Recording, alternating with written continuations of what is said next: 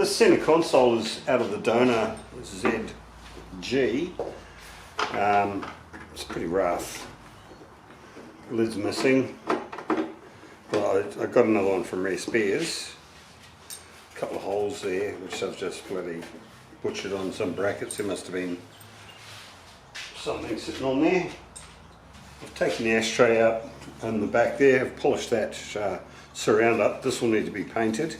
I'll probably paint it black rather than brown, just for the ease of the exercise.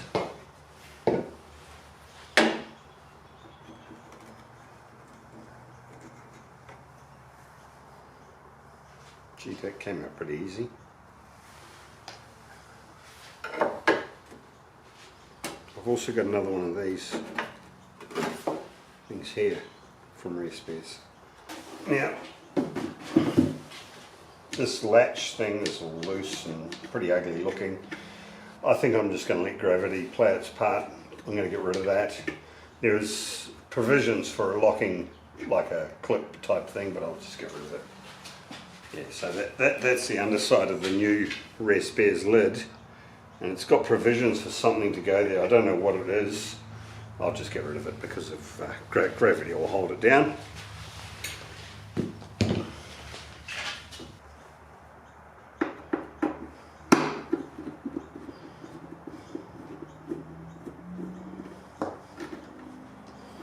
Yeah, so that catch is all chalky and brittle. Yeah, get rid of it.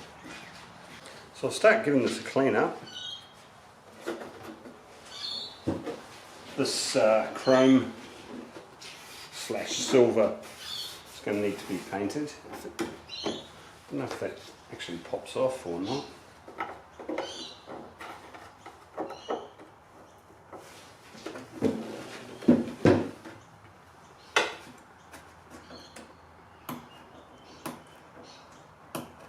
It does, but it's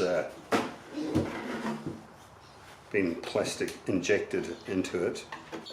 50-year-old plastic. I think I've seen them available. I'll just Google it. So I don't know if you can see this on the phone. So Grand Tourer sell a chrome one. It's Concourse Console Chrome Surround XAXB XC ZF ZG ZH new 250 including GST. That's a little bit too much to spend. So what I'm going to try and do is paint it in situ, mask it off. Oh my god, I haven't got any masking tape. Paint it in situ and then try and carry on. First things first, I'll give it a good clean down. See how it comes up. Bit of Scotch-Brite.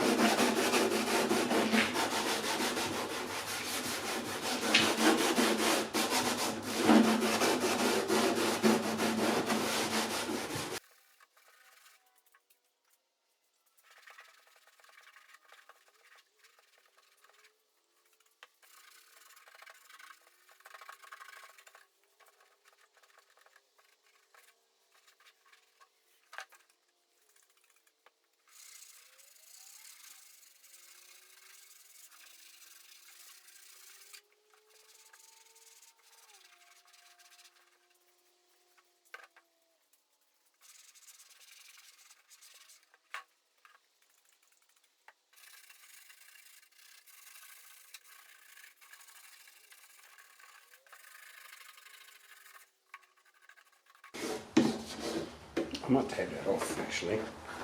I can take that off, give it a good clean.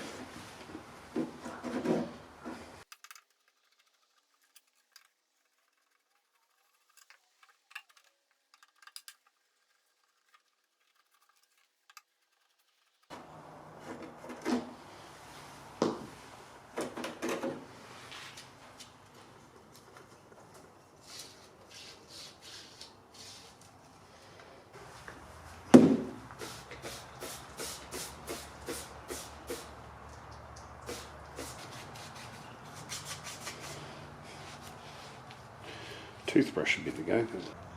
It's a little bezel that sits in there for the gear change. so it's got to come out. Now, next stage is to get this out, because that's a fixed piece.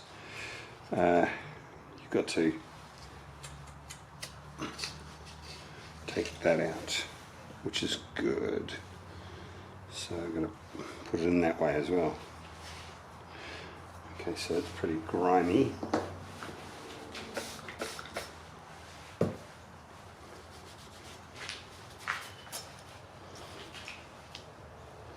Slightly damaged that bezel. That's okay. I'm just going to give this a quick lick of black paint. It's a nice little satin black, but I'm not going to paint it in the shed because I don't want it overspray on the car, so I'll be back. That'll dry off nicely. Just clean all this grime inside that bezel. I suppose 50 years of cigarettes and hamburgers. It's slightly damaged.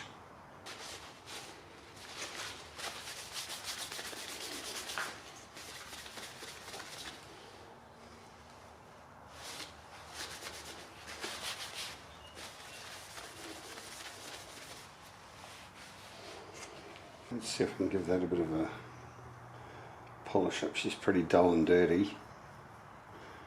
Just be real careful with it.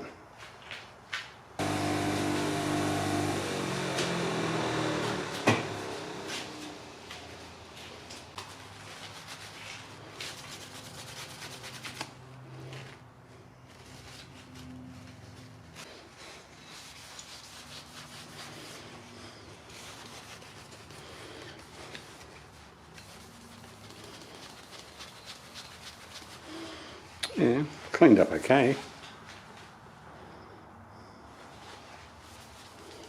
I just hit it with a little bit of rubbing compound on the buffing wheel.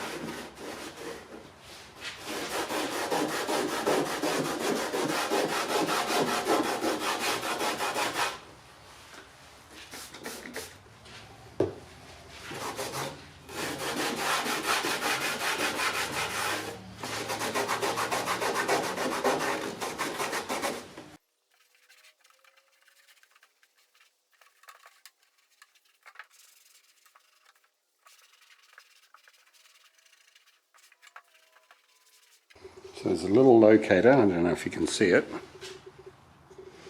It's on that side. And it's got the same little plastic bezel, so copped a bit of damage. I think because it's probably been slightly out of adjustment. It's been when somebody's been putting it into park, they ram it into park, and it's sort of been catching by the looks of things. And I mean, it'll be fine. And in the grand scheme of things, you'll never really notice it.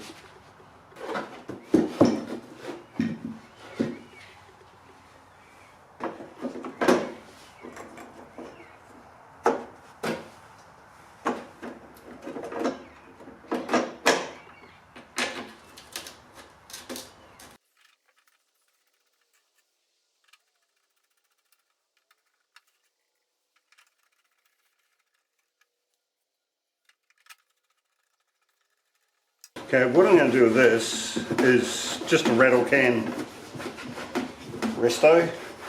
I don't like spray painting plastic, so what I'm going to do is do what I normally do with plastics like this, just give it a dust coat so that it darkens the plastic but doesn't actually paint it. Now, before I do that, I've got to do something with these holes in the Dremel, just to flatten it down a bit.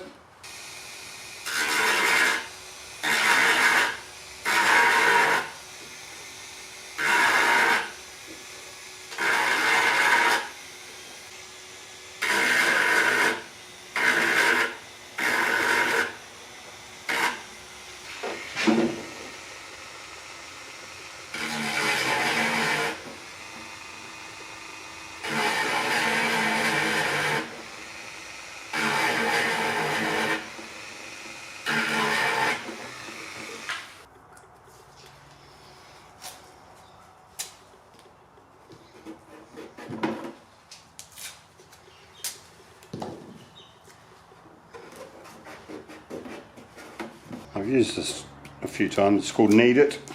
It's pretty cool.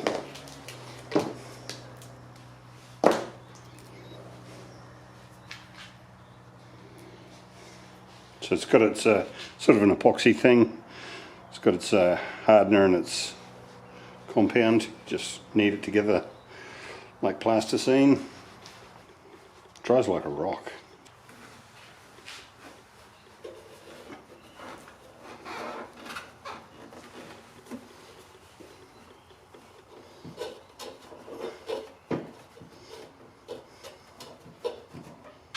I put tape there to stop it spewing out the other side.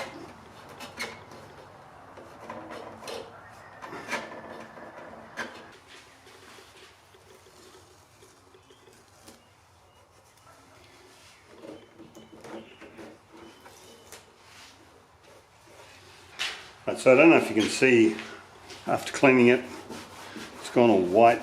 So I'm just going to give it a quick blast with the, I'll clean it off with some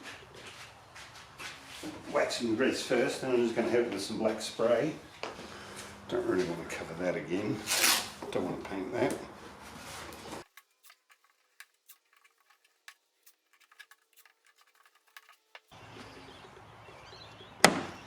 But look after the council's asset.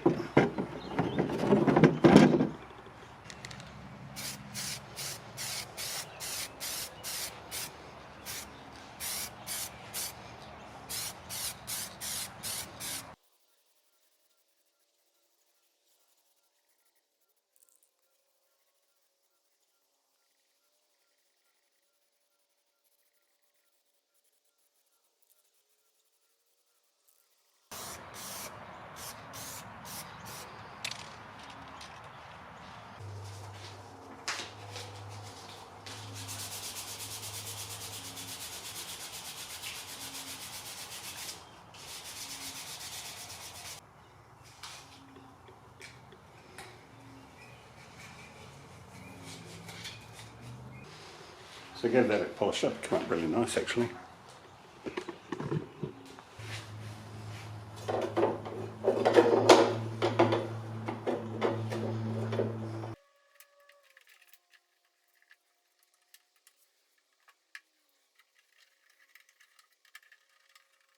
So I've got just a little bit of epoxy left.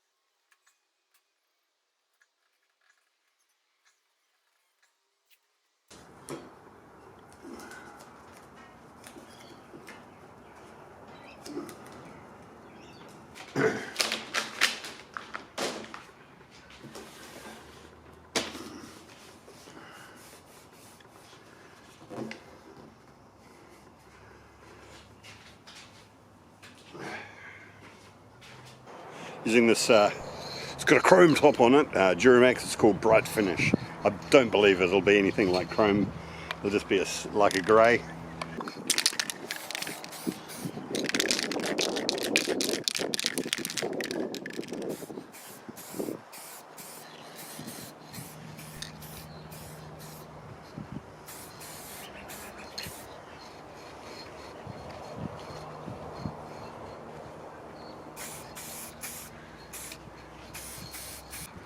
Should look pretty smart once it's done.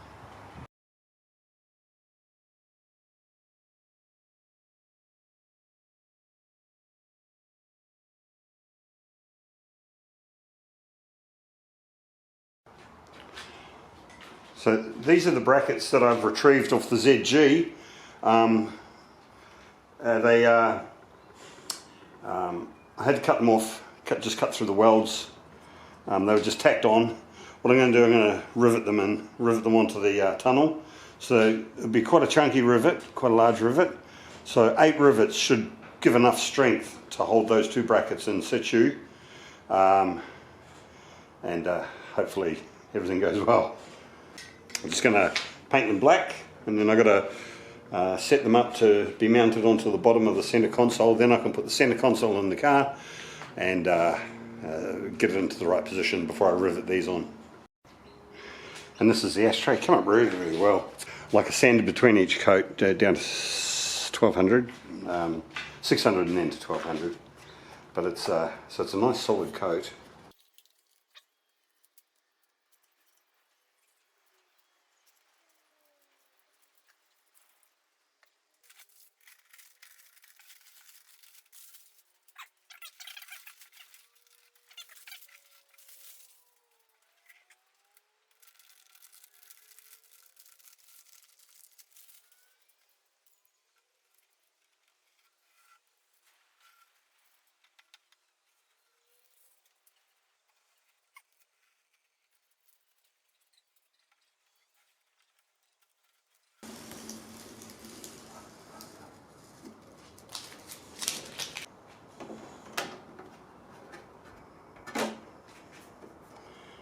Alright, we'll pop that in.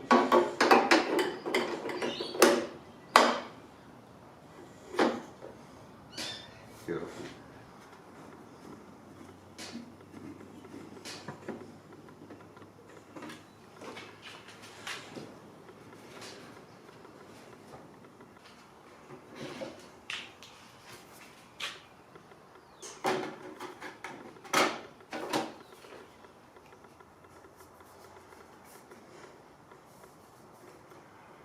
This timber grain insert is an aftermarket one. I've got just a little bit of araldite left. I'm just going to put 4 dabs in there just to hold it in place, maybe 6. So I don't need a lot of glue. This is 5-minute araldite.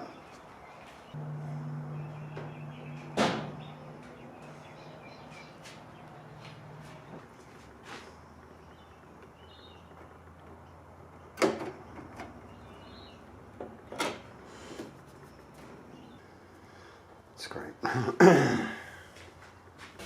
Now this tricky little thing, I've been on Facebook last night asking the boys how to get this thing on. Now this is an aftermarket lid. Okay, you've got 2 little plastic slugs. Doesn't really explain, you buy them. Okay, so we've got them in there. Ah, hey, might have a plan here. So if you put it in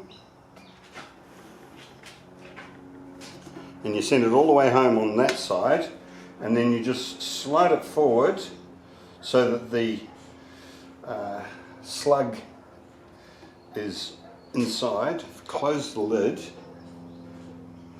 there. Oh, there, this has got to be the way. And then you slide it in. Yeah, that's it. That's it. That's it. So it's really easy. Okay. And now with this little beast, it's a wire, and there's a hole on the inside. So what you have to do, you have to bend it like that. Feed her into the hole with the wire. There we go.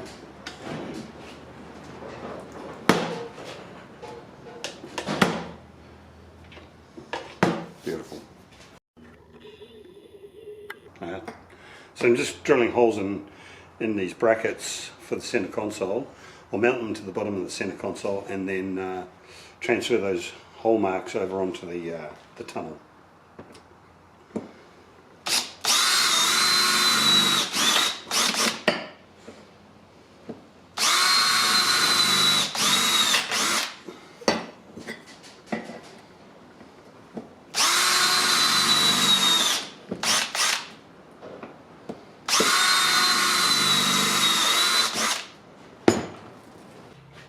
So now it's just a simple case of putting it in its position.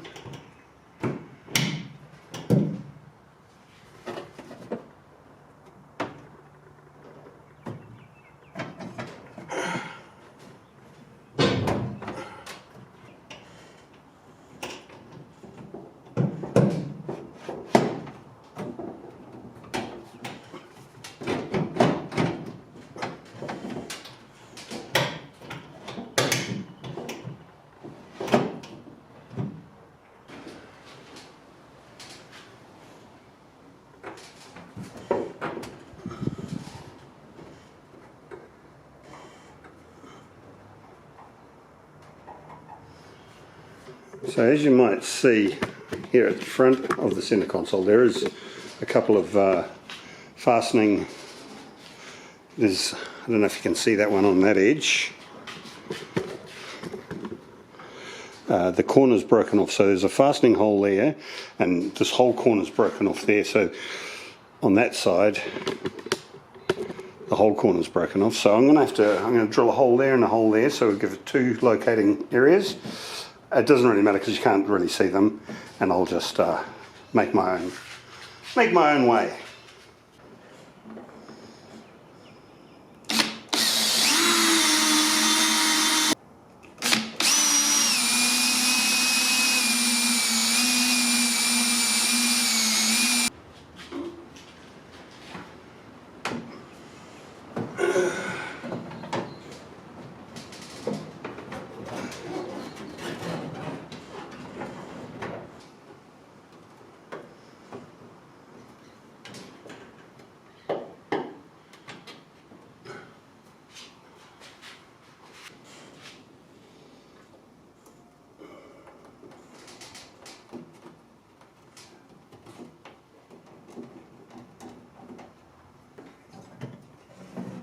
Alright. Oh, how do we drill a hole in there?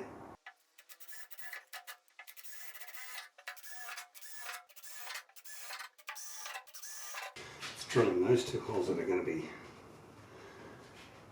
virtually impossible. I'm not taking the dash out to drill those holes.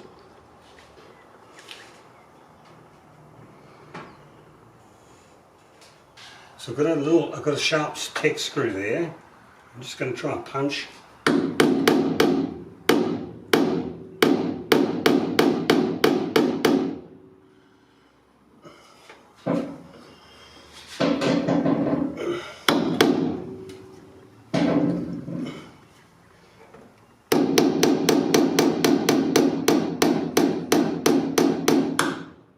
So I was able to make an impression on the other side. Thank God there's no skin there. There's a double skin there, it'd never show up.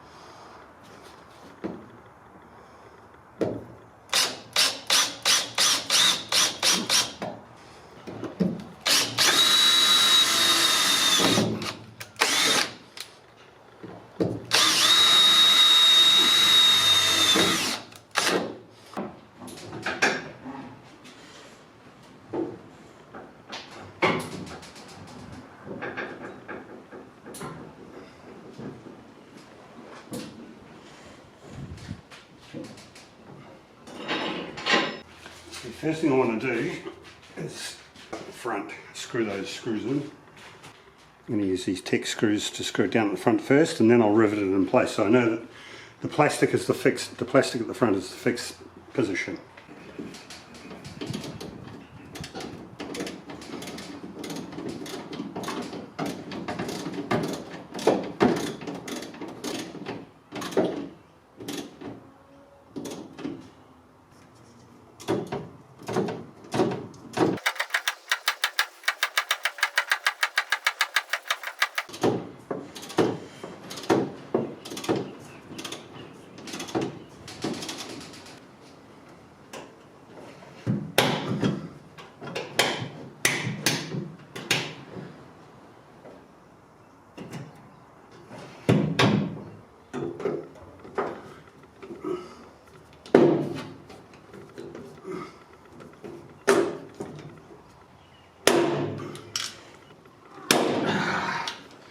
It's a big rivet.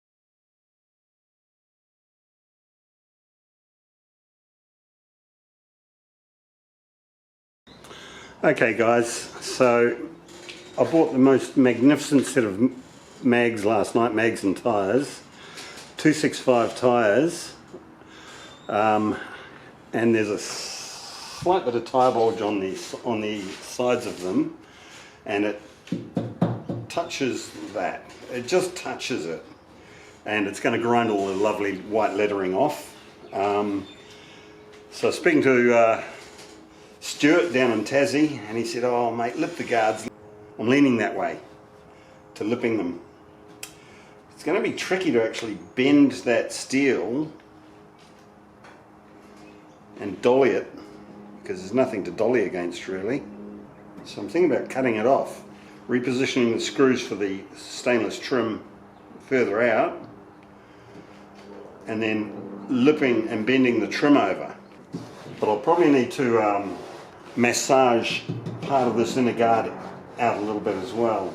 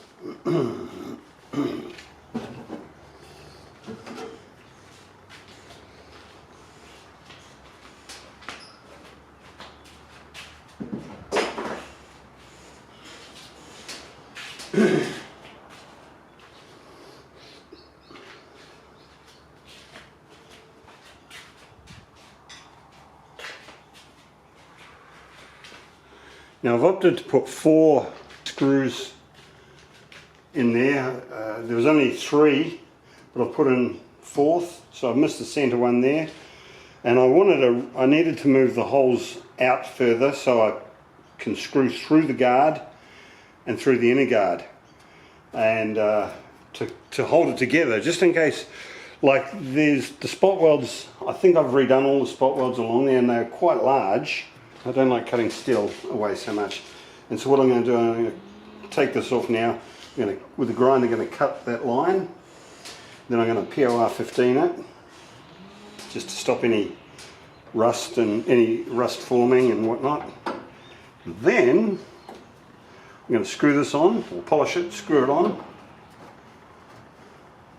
and bend it into shape.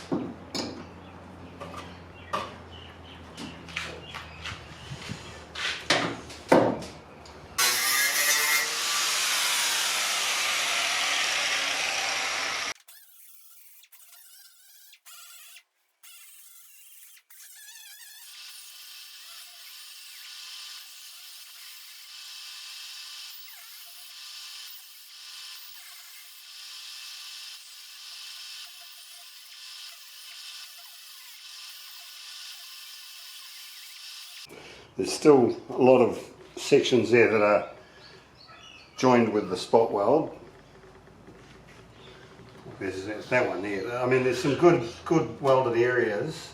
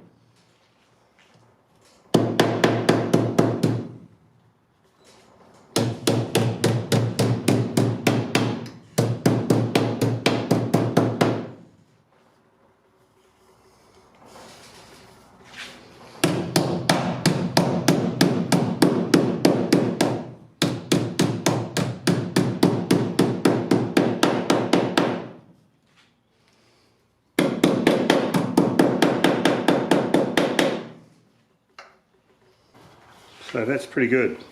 It's slender, but strong. There's no separation between the two pieces of steel. There's still adequate purchase on the spot welds to keep it together.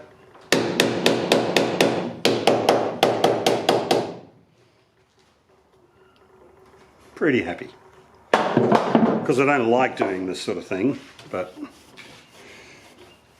the result is amazing. So I'm just making up these brackets to mount the black box for the ice ignition. It's on little rubber vibrating posts, so that there's no vibration in the unit itself. I've mounted it so it fits underneath the battery tray. I've got to make up a bracket. I've made up 3 already. This is just the last one. I don't know how to make a bracket that fits a special area. It's got to be the right shape and size and angles and everything. So this is my sort of take on it. Okay, start with a piece of card, piece of tape on both sides. Okay, so that's one that's the bottom one. This is going to be the top one that goes onto the thing. So you put that in a straight line, in line with the hole.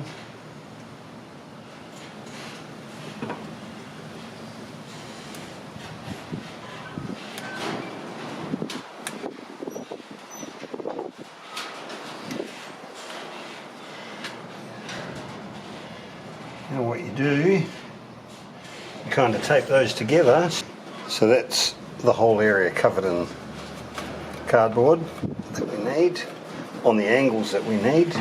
Now that blue tape there, that's the sort of the center line of the bolt line. It looks like it's crooked, but it's not. It's actually level with the chassis rail. It's just that this line here under the battery tray is slightly on the angle.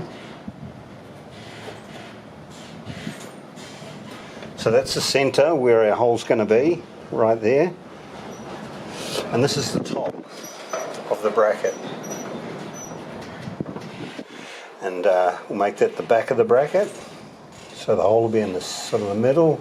Now all we have to do is gently take that out. And what we do, that's the back of the bracket. Make that the back of the bracket, so we'll draw a straight line there. So that's the outside shape of our bracket. So what we do now, we get a piece of flat steel. This is only just rough at the moment, so it's that, plus that, plus that. So where that cobweb is, so we'll cut that off. Cut off just a little longer.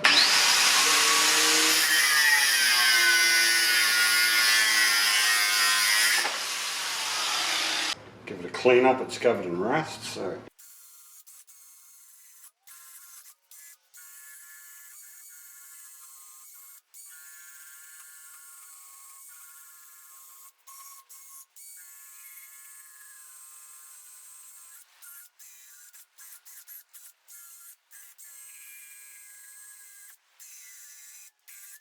Okay, so we've got to bend it around there, around there, around there. So the first one, so I might drill that bottom hole now. Bit of a gamble, because if I don't get that bend in exactly the right spot, the hole's going to be in the wrong spot. But I'll sort of trust myself.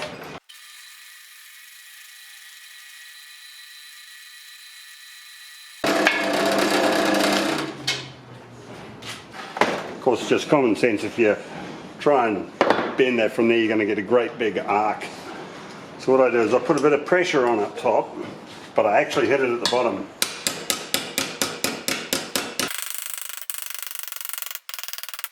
The hole seems to be in a good position, but I'll lift it up a little higher, just to make sure that bend gets right on the corner where I want it. That's pretty good. That is actually excellent. Now next bend is this one here for the top.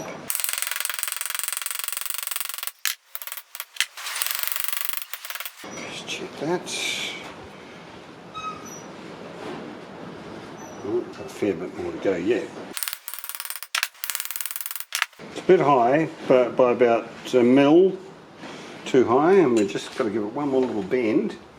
But a mil's nothing for that sort of thing. So we're good at the bottom, we're good at the top. Now just got to find the location of that hole.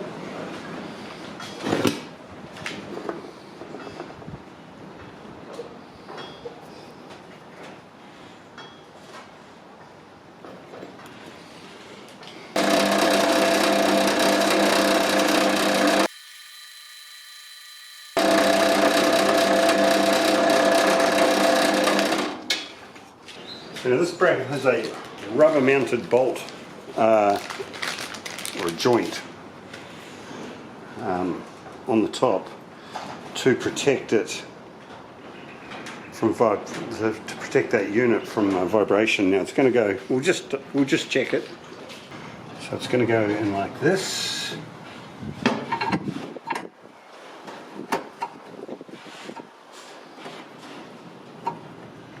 It's pretty good. It's really good.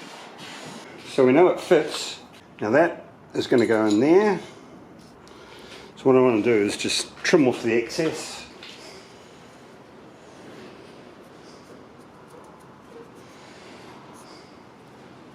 And I'm going to trim off those corners as well.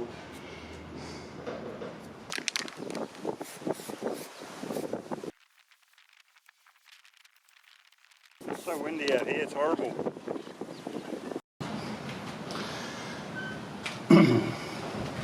So the final thing we want to do now is drill a hole. Now we know that tape runs along the centre of the bolt line, and then we've got a black mark there, so we're just going to drill down through the centre of that.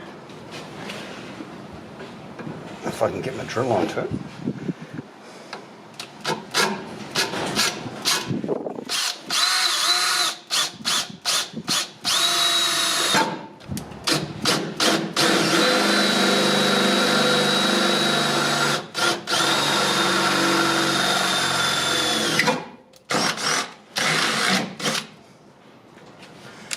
That's the big hole for the bigger bolt. It'd just be a pain if these nuts came loose. They're not lock nuts, so put a little bit of Loctite on them.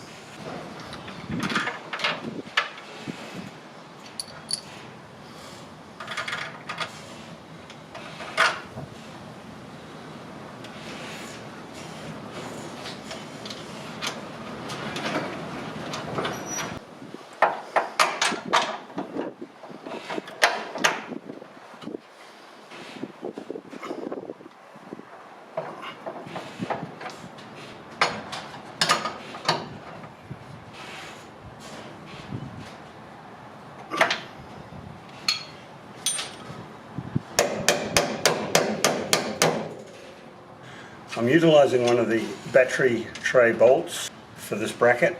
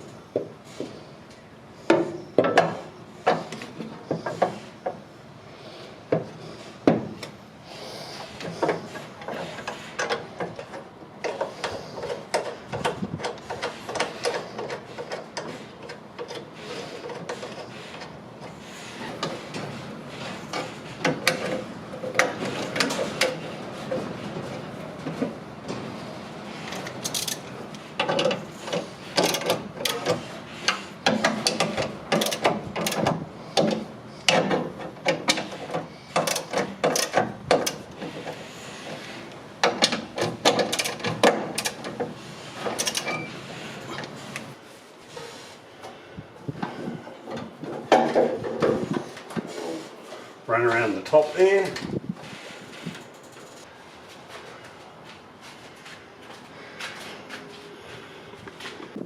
Just trying to hide the wires a little bit. I know they'll go everywhere, and Pete's going to need some probably straight out of the plug here. But I'll send them down through here, through the chassis rail. That just looks so much neater, just running in there. Yeah, but I'll black all that stuff off with masking tape. Tape it all together, make it look pretty. Okay, so just a bit of a recap. So I've fed that plug up under there. It fits under there, which is great. I'll clean all those wires up with, mask them up. But I expect Pete's going to want to take some wires out of here anyway. But they run through that hole there in the chassis rail, and I've got them coming out here. That seems to be an empty hole by memory, or there could be something. Could be something with the steering box there. But worst case scenario, I can drill a hole in that and feed them out through that. So I've just taken the fuel line out from up and had it up in the rafters there. I'll give it a clean up. We've got a bit of fuel dripping out of the ends. Looks pretty manky, so I might flush this. It's full of god awful gunk. I've got it in the vise there. Probably should have put some soft jaws on it, but that's okay. This gunk, it's like oil that's inside this line. So I'm going to fill it full of thinners. Hopefully that'll dissolve all that stuff away. And been to the kitchen and robbed a funnel from.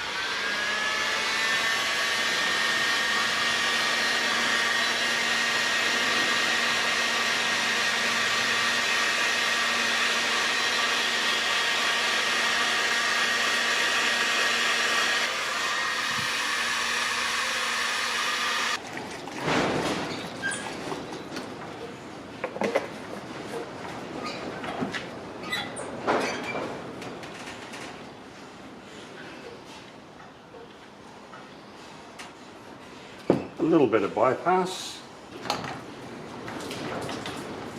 Oh my god. I'll keep pouring.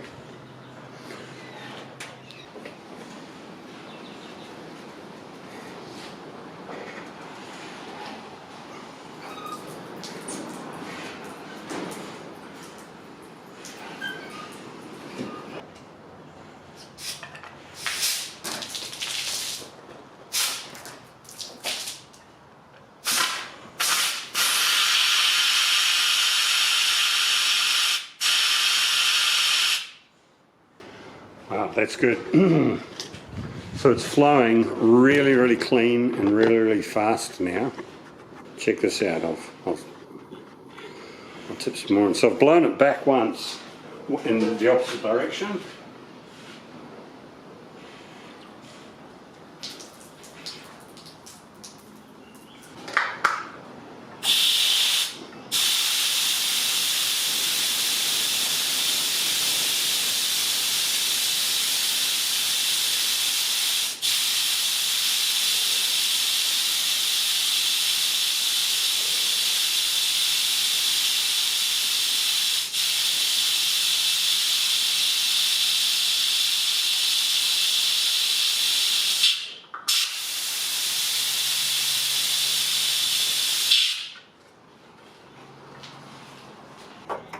So while the car's still in the rotisserie, I'll take this opportunity and pop this brake line in while it's just at beautiful working height.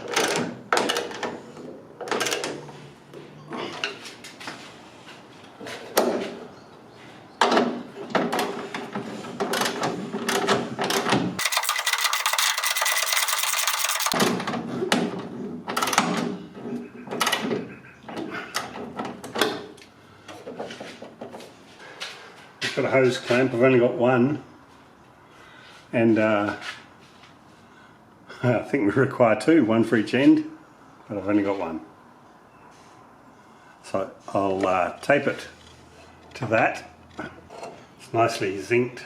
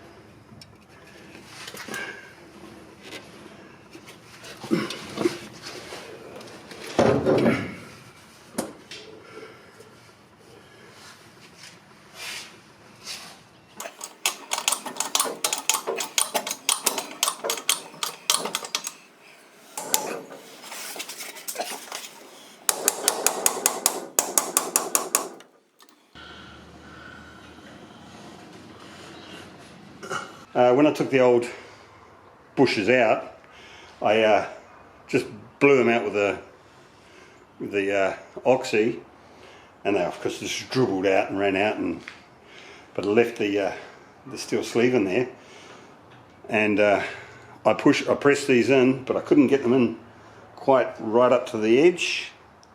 Okay, they were sitting out about 1 mil on each side. At 2 mil, you need that 2 mil, so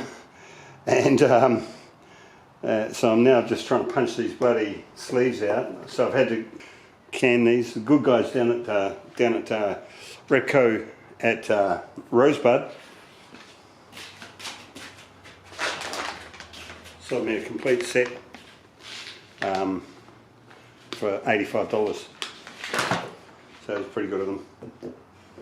But yeah, what a waste. And all of that time I've been struggling to try and get them in. They won't go.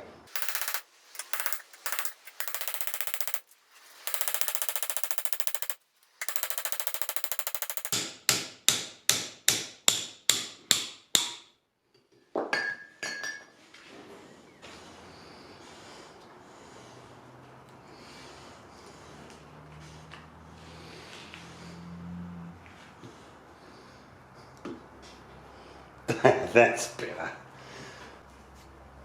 That's the way it should be.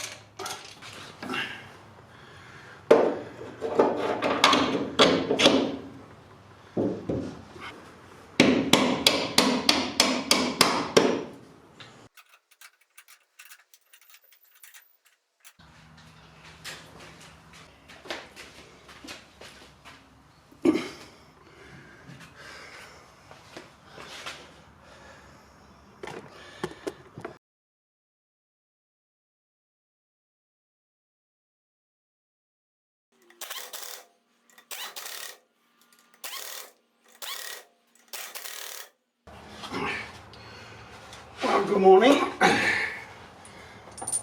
It's just going about 6:30 on Monday morning. It's an RDO with work.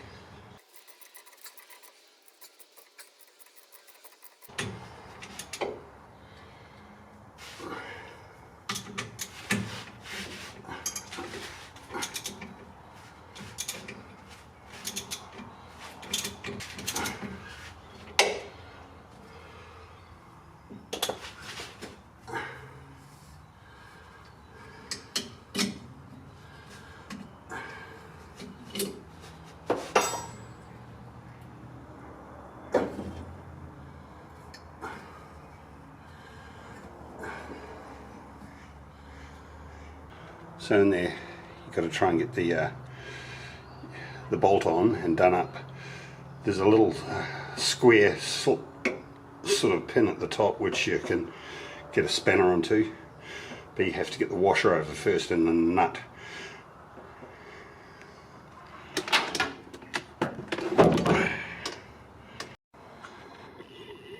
Yeah, so you really have to be inside the boot to get this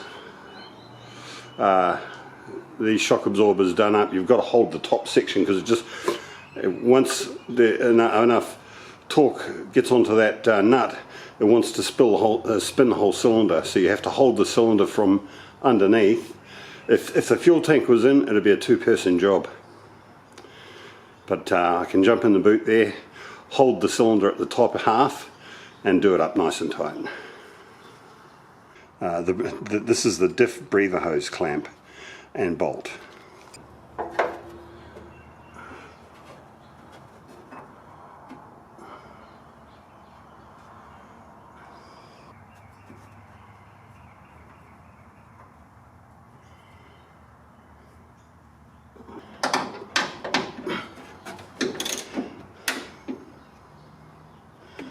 It's an awkward little sucker, that's for sure.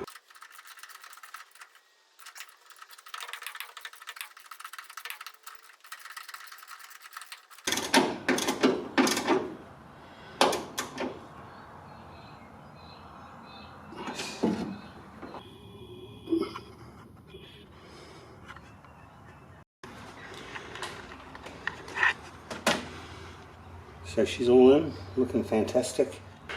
The reason why I've taken the mags off is because firstly, I want to get forward hubcaps, but most importantly, the studs on these brake rotors are miles long, and the actual wheel nuts, or the wheel nuts that came with the mags, they bottom out. They bottom out and they hit the stud, and I can't get them all the way tight, so there's a bit of movement in them.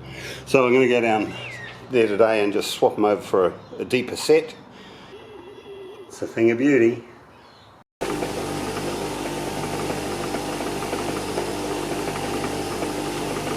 I like to clean up my brake lines with a wire brush. I have to be real careful because you can turn it into a coil. So just do a little section at a time, polish them off, and then I give them a little coat of paint. Some areas you can't get, like that inside area there, because it'll just it's mounted on the bench.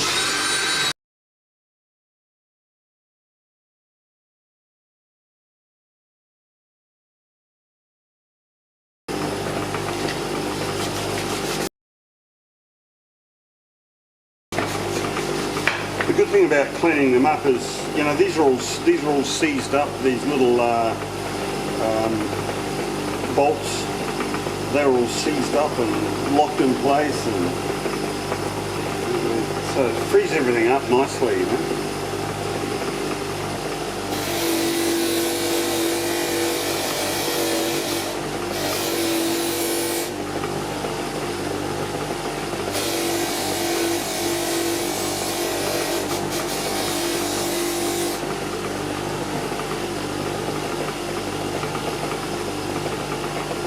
Hey, I've got a problem with this brake line. It's blocked.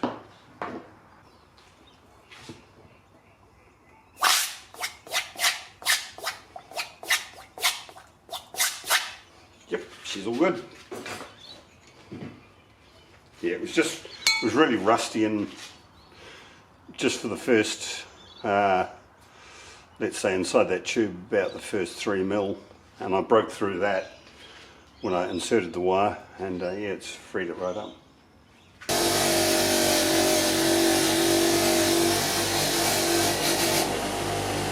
Right, so I believe this is the one that connects to the rear diff line. Now there was that brass joiner, so that belongs on there. So tomorrow I start a new job out at somewhere near the airport again for a plumbing mob. So the paint I'm using, stainless steel finish. It doesn't look like stainless, but the reason why I use it is, and paint these, which, you know, is a little bit probably of overkill.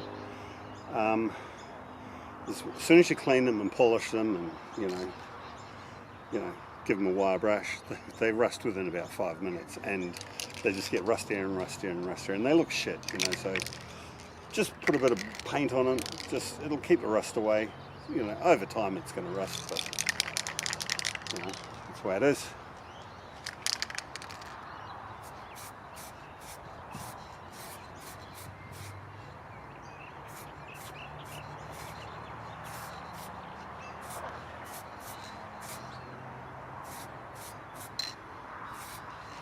And as you can see, it's a really, really neutral colour. It's almost identical to the polished steel.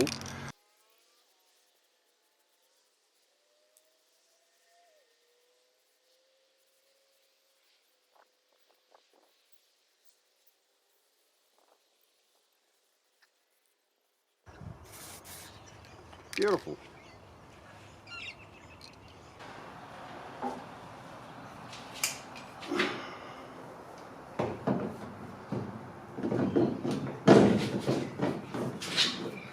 There we go. Excellent.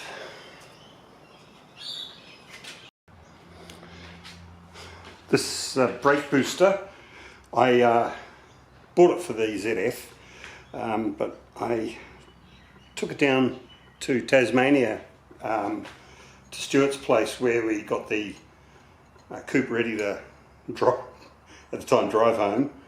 And so we put this brake booster on. Original one was history. So it's a bit sad now, so Ethan can't, there's no brakes, Ethan can't take the coupe and drive it around the paddocks and stuff. Life. And yeah, I rang around this morning, couldn't find, I would have bought another one. I didn't feel like bleeding or taking this off the coupe. But yeah, no one's got one. So it took a bit of cleaning to get it back to how it looked when I put it on the coupe. It deteriorated. Had obviously we were working outside in the rain, and we were bloody trying to modify lines and whatnot, and so this would have got covered in brake fluid, but she cleaned it real good. Actually better than what it was when I got it.